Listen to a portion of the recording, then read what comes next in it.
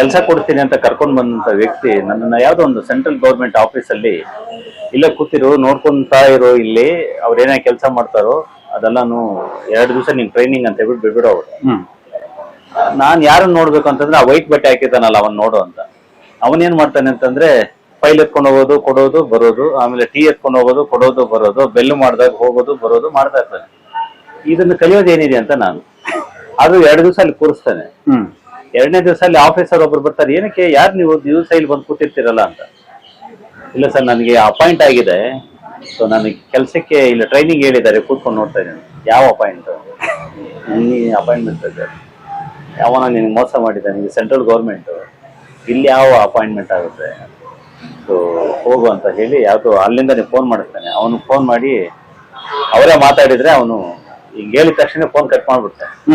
ಅವ್ನು ನೋಡಿ ಫ್ರಾಡ್, ನನ್ನ ಹೆಸರು ಹೇಳಿದ ತಕ್ಷಣ ಕಟ್ ಮಾಡ್ದ ಅವನು.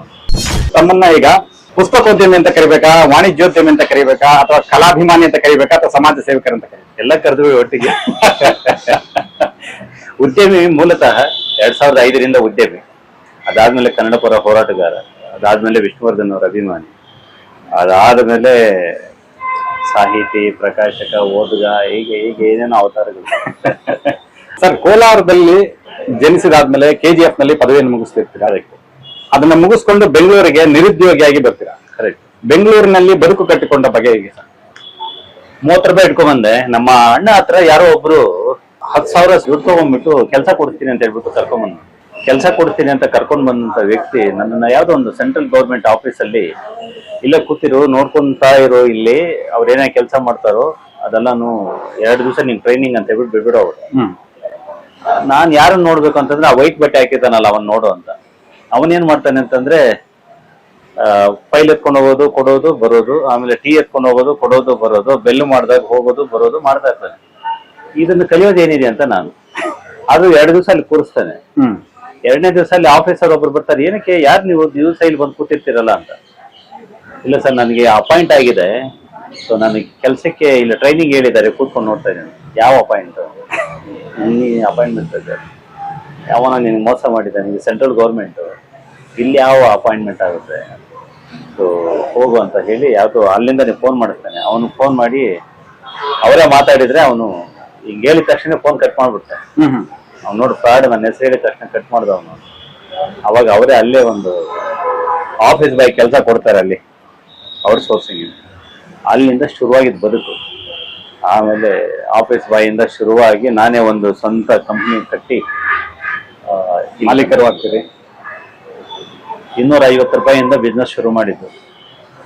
ಮುಂದುವರ್ಸ್ಕೊಂಡು 2005 ಫೆಬ್ರವರಿಯಿಂದ ಬಿಸ್ನೆಸ್ ಮ್ಯಾನ್ ಆದೆ. ಒಂದು 4 ವರ್ಷ ಆಫೀಸ್ ಬಾಯ್ ಆಗಿದೆ, ಕಂಪ್ಯೂಟರ್ ಆಪರೇಟರ್ ಆದೆ, ಪೇಪರ್ ಬಾಯ್ ಆದೆ, ಸೆಕ್ಯೂರಿಟಿ ಗಾರ್ಡ್ ಆದೆ, ಕಾರ್ ಡ್ರೈವರ್ ಆದೆ. ಹಾಗೆ ಕೊನೆಗೆ ಸ್ವಂತವಾಗಿ ಏನೋ ಮಾಡಬೇಕು ಅಂತ ಒಂದು ರೀತಿ ದಶಾವತಾರ, ಎಲ್ಲ ಅವತಾರ ಸೇರಿದಂಗೆ ಆಗಿದೆ. ಎಲ್ಲ ಹಳ್ಳಿಯಿಂದ ಬರುವಂತಹ ಹುಡುಗರ ತಾಪತ್ರಯಗಳು ನಂದು ಆಗಿದ್ದಾವೆ. ಮತ್ತೆ ಇದು ವಿಶೇಷ ಏನಲ್ಲ, ಎಲ್ರದ್ದು ಆಗಿರುತ್ತೆ.